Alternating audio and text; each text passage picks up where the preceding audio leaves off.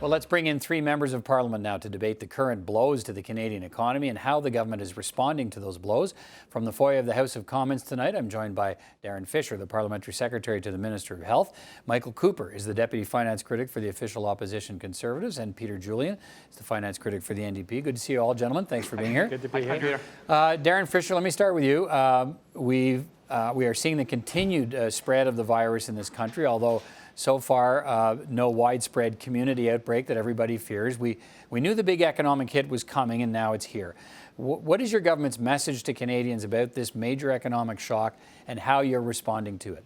Well, we just heard the Minister of Finance say very clearly that we had the fiscal capacity to deal with whatever comes our way. And as you know, this has been changing. This coronavirus issue has been changing so quickly, and being able to respond as needed is something that's very important, and we're very fortunate that we have the ability to deal with that. Right, but when the Minister of Finance says that the government has the fiscal firepower to respond to this crisis, isn't he really saying it just isn't an issue to spend again because you're already running a $30 billion deficit and you'll run a higher one if you need to?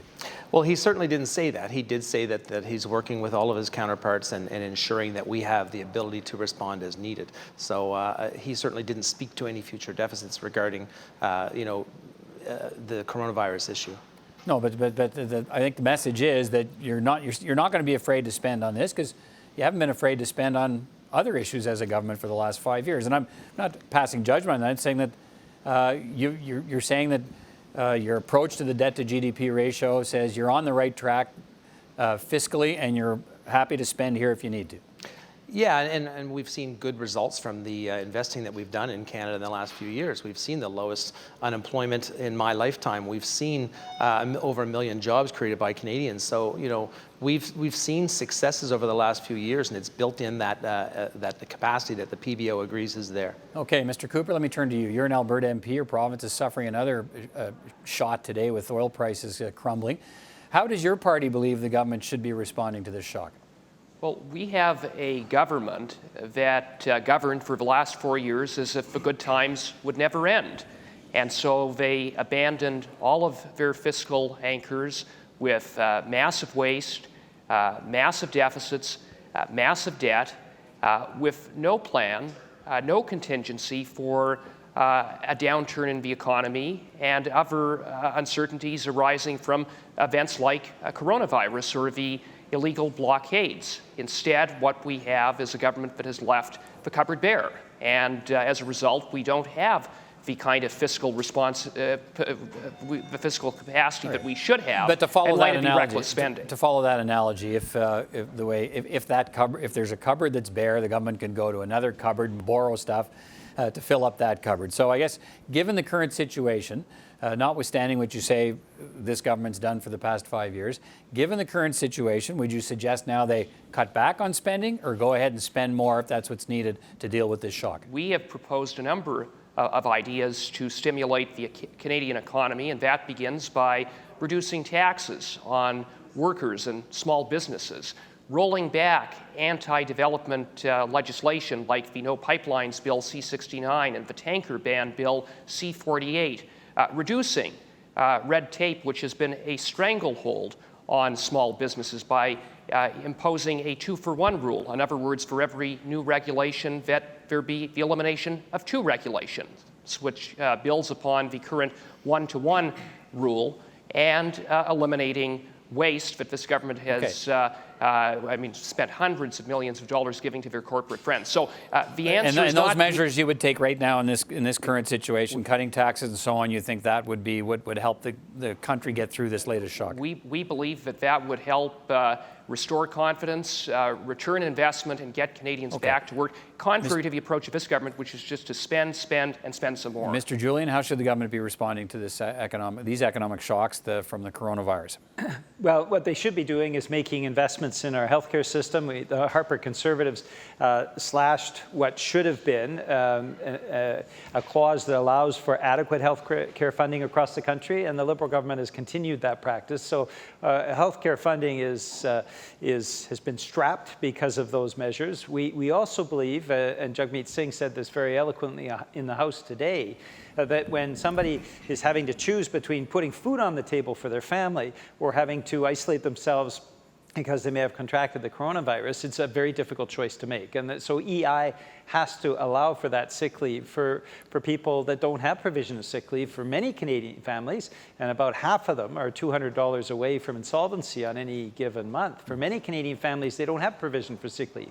If they don't go to work, they can't feed their family. So these are the kinds of measures, practical measures, that you would expect a government to take. But we have to find on the revenue side as well the way it means to pay for that. And the Parliamentary Budgetary Officer talked, as you know, Peter, about $25 billion that go offshore every year in overseas tax havens. We need to start closing that and making sure we're building up fiscal capacity of the government even more. Mr. Fisher, the COVID-19 impact comes along with the impact from blockades and already slumping economic growth in this country even before the coronavirus hit. So when the finance minister says the fiscal framework allows you to handle these shocks, if the object, which it's been since your government took power, is to maintain the debt to GDP ratio, given this kind of shock, does that mean spending cuts in other areas would have to come in the budget? Well, what we've seen, Peter, is we've seen a willingness to help Canadians. First of all, we think about the health and safety of Canadians, and then we think about the impact on the economy. And, you know, at times like these are trying times, it's important that we look after Canada. We've invested in Canada for the last 5 years. We've seen growth. We've seen really good results. And now it's time to step up to the plate and be there to help Canadians as needed and to help Canadian businesses as needed. And I'm looking forward to Budget 2020 to see whether there's things in there that the Minister of Finance is willing to do for Canadians. All right, so you're suggesting we don't need to see cuts in this budget if the government's going to maintain a track that relationship on debt to GDP ratio, which everybody seems to suggest is going to take a hit given the current crisis. Well, you know, we've seen the debt to GDP ratio go down every year, I think, except for one. And we've seen, you know, we've heard from economists all over the world that we're in a very, very strong position, the strongest position in that measurement in all of the G7. So, you know, we feel strong about this. We feel that it's important to take care of Canadians and take care of Canadian businesses. Okay. And I think it's important to realize that these are trying times, and this is the time that we'll. Mr. Cooper, let me, you can jump in here, but I want to start, hang on. If the government is going to have to spend billions to manage this economic crisis, should the budget begin to make cuts, or is that the wrong time for that? Well, look, this government has left Canada in a very difficult position because they spent during the good times without any contingency plan for a global economic downturn or a downturn in the economy. Right, I just want to be clear, you're not suggesting they cut during the bad times now, notwithstanding what they may have done before. Well, they put Canada in a very difficult position, and I know that the government would like to talk about coronavirus as though that is the reason for the economic downturn, but after spending tens of billions of dollars, $75 billion of new debt, we had 0.3% GDP growth in the last quarter of 2019. Currently, our economy is projected to grow at half of that of the United States. Canada has the highest unemployment rate in the G7 other than Italy and France, who are hardly models in terms of how they have performed economically, 30% higher than that of the United States. My question, though, was very clear. Should this budget deliver cuts, or is this the wrong time for that? It's certainly time to look at restoring fiscal responsibility. And we have put forward a comprehensive plan to do just that, to stimulate the Canadian economy. Mr. Julian, what do you want to see? Like, I've jumped ahead here because we don't know when the budget's going to be, but all things being equal, it should be in the next few weeks unless it gets pushed off because of the crisis we're in now. What does that budget have to do? Well, we believe in stimulus for clean energy, that we need to start making that transition to clean energy. Before the coronavirus, we were already being beset with huge costs to our economy of climate change, $5 billion a year.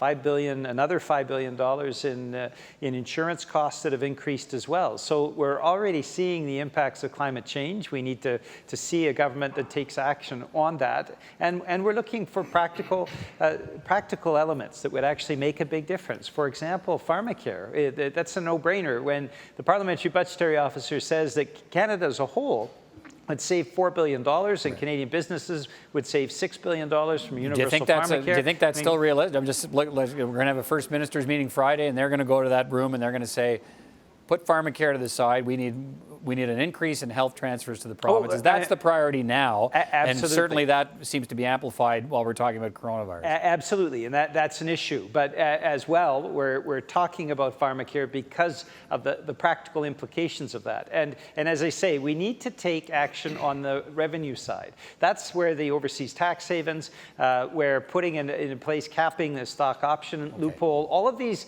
giveaways that go to very wealthy Canadians and very profitable corporations need to stop, so we have the wherewithal to make the investments that are going to help people. All right, gentlemen, that's our time for tonight. Thank you all for your perspectives, and we'll talk again. Take care. Thanks, Peter. Thanks very much.